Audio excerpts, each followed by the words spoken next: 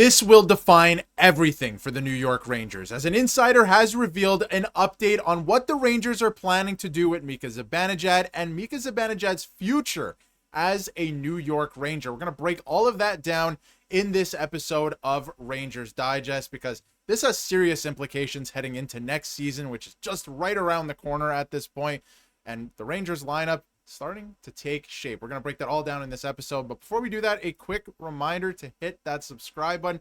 About 77% of you who watch these videos are not subscribed to the channel, so if you want to stay up to date with everything that's happening with the New York Rangers as the season continues to get closer, we're now in August, this channel is built for blue shirt fandom, so smash that subscribe button, and again, you get to stay up to date with everything that's going on with the New York Rangers. But Bret, we're back together here in a video, and we got a lot to talk about, and that's Mika Zibanejad and his future as a New York Ranger, because it's starting to heat up even though we're in the middle of the summer. But I guess that does make sense since it is summer. But this article from Remy Mastry is the Rangers trying to find a way to make it work with Mika Zibanejad. And if everyone can remember, well, let's take you back to November of last year. Mika Zibanejad said that, last season, the way that it started was the most difficult for him, right? Everything he was dealing with mentally, the fact that he wasn't sure if some of his friends, his friends were going to be on the team still. Obviously, we found out how that ended up, and obviously Chris Kreider, I want to get into that a little bit in a bit. But he said that this, last season was the worst for him mentally. So I do expect some sort of bounce back from him. And I want to get into this quote really quick before I throw it over to you from Elliotte Friedman, because I feel like this tells us exactly what's going to happen next season, and that is, there's no trade. There's no trade coming. Mika Zibanejad is going to stay a New York Ranger, but how they deploy him will tell us everything. So you can see here from Friedman, he said, it's very clear that the Rangers are working with Mika Zibanejad, and head coach Mike Sullivan went to meet with him. They're trying to figure out a way to make it work, avoid all the noise. Obviously, there's been a lot of news, conjecture, speculation, all that stuff. And I mean, we've been talking about it because we have to talk about it at this point. This team has to continue to try and get better, of course. And he said that he poked around, and this is what he can tell us, that, he's not been asked to submit teams or waive his no movement clause, none of that stuff. He has control over this. He does not want to go anywhere, and he has not been asked to submit any list of teams. So Bret, what do you make of that? That's somewhat of a new update. It sounds like they're not trying to trade him. He's going to be a New York Ranger next year, but I am worried about, him being on the team and his deployment on this team. I feel like it will define everything for how this season goes.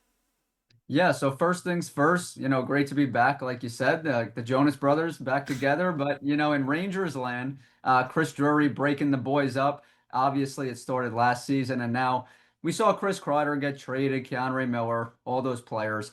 But to talk about Mika here for a second, and Friedman basically confirming what we already knew, but really emphasizing the point that the Rangers want Mika to feel comfortable. They want him to get back to that player that they paid him to be. $8.5 million, supposed to be a very productive player, not the type of player we just saw this past season. And I understand he was going through some things, mentally last year, as was Chris Kreider. And I've said it here on the channel that I expect Chris Kreider to bounce back. He was dealing with things mentally, physically. He will not be as abysmal as he was last season. Doesn't mean the trade was wrong. It was still a good trade, but the same for Mika. And one thing I want to say about, I do respect the fact, and I take it seriously, dealing with things mentally, but I continue to say it here on the channel. What's really tough to digest mentally is the fact that these fans, fans like you, me, those in New York City that work 9 to 5 jobs, hard hat, lunchbox type people, paying a lot of money to go to these games, a lot of money to get there, a lot of time, and you're not going to show up on a night-to-night basis. That's what's hard for me to process mentally. So, making millions and millions of dollars, I respect the fact that he was dealing with stuff, but you got to get over it. You got to put your big boy pants on and go out there and give the Rangers fans what they deserve. So I hope to see that from him. Now, when it comes to utilizing him, I hope to see Mike Sullivan switch things up when it comes to Mika. I like what I saw from him, Darius, when he played right wing with JT Miller. That duo was dynamic in the brief time that we saw them. Over a point per game player, you know it all.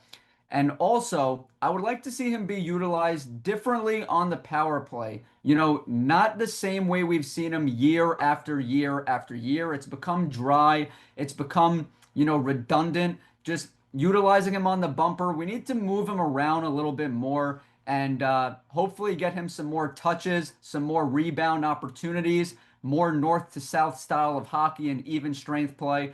So that's what I hope to see. I believe Sullivan will get the best out of Mika, and I'm looking forward to it. Yeah, and I think that he's going to have to, especially at the amount of money like you brought up. And you brought up some really good points there too that, I feel like a lot of the fan base kind of checked out at certain points last year because of the performances they were putting on and the fact that guys like Mika at times look like they just quit on the team, right? So obviously I don't blame anybody for wanting to check out or thinking differently of certain players heading into this year, right? Because of for that reason, right? You spend a lot of time, a lot of energy, a lot of money in this team, and guys that are making almost $9 million a year are kind of checked out or look like they're checked out, right? But if you look at, a lot of the advanced analytics from last year, and again, they're a little bit skewed, I guess, to a degree, because he had a great couple months there when JT Miller came over to the team and he was playing wing.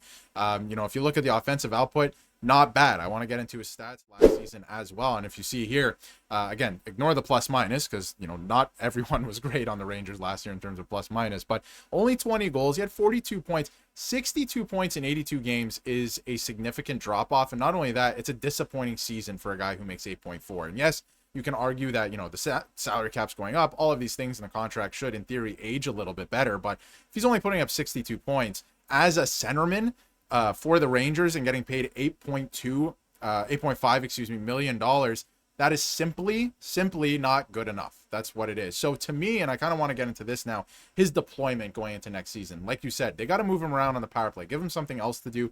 Clearly wasn't working last year, and you're famous for saying it, Bret. The Rangers are at their best when their special teams are at their best, right? Or they're clicking, right? So they got to get back to that because it clearly wasn't last year. So this is Vince Mercogliano's based on information that he's gathered, mock lineup heading into next year.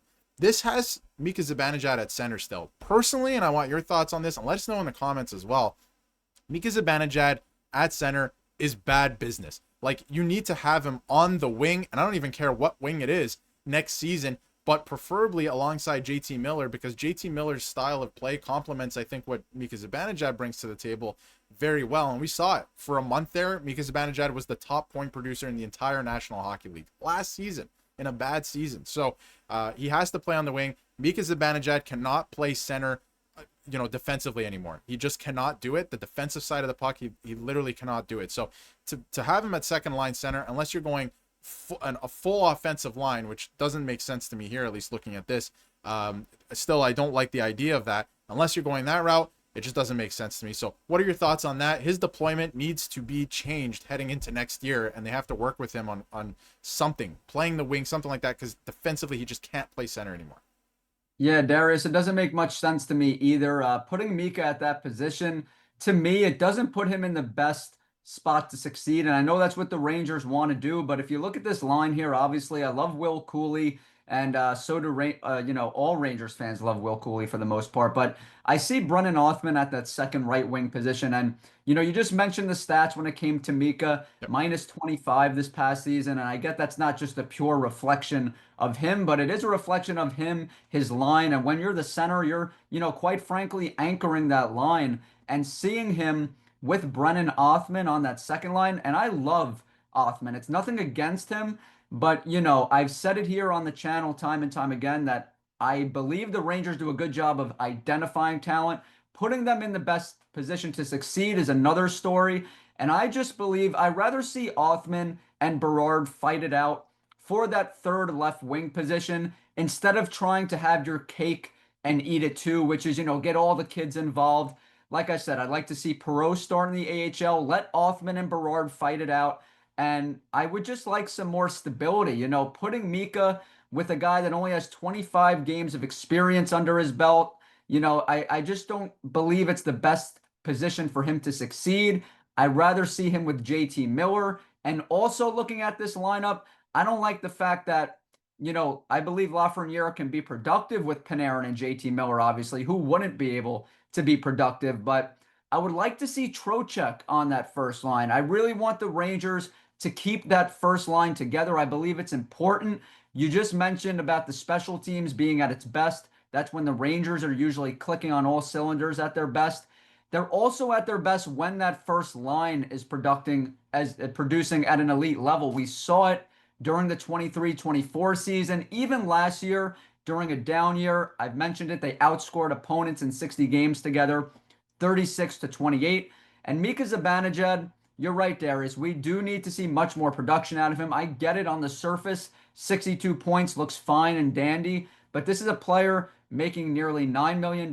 This is a player that's supposed to be one of your core members, the third highest player on the blue shirts, a guy that's not far removed from 91 points, Darius, but now his production has continued to decline from 91 to the 70s, now to the 60s.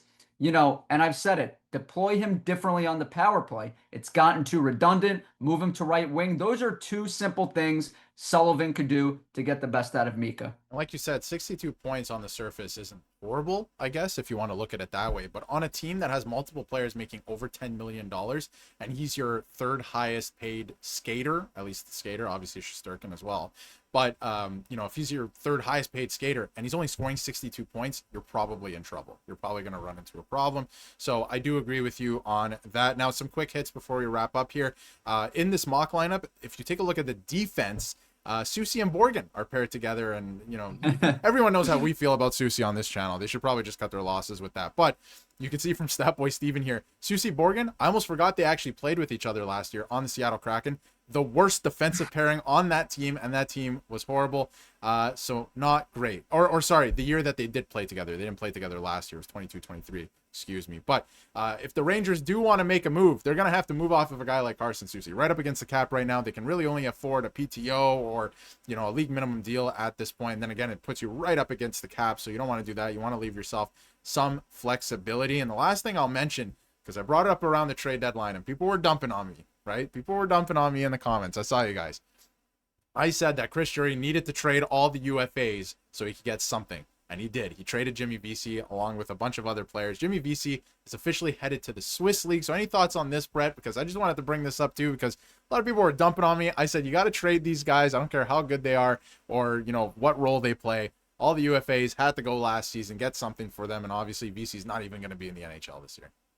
Yeah, so for the quick hits, starting off with Susie and Borgen, recipe for disaster. I mean, I like Will Borgen as a player. I don't like him on a line with Carson Soucy. I don't really like anybody on a line with Carson Soucy, if I'm being completely honest. Fair. But Borgen, I've mentioned it here on the channel. I like his shot blocking prowess. I like the way he's able to, like I said, block shots and hit opponents. He does it at a high level. He's been doing it for the last few years, but there's not much offensive ability there, not much skill.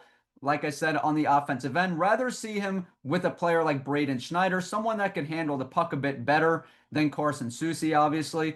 And when it comes to Jimmy Vesey, this is a player that I had high hopes for. A lot of Rangers fans had high hopes for. He had his best years with the Rangers, not so great in Buffalo, Toronto, Vancouver, but, and Colorado, this past year, between the Rangers and Colorado, not great. Only 8 points in 43 games.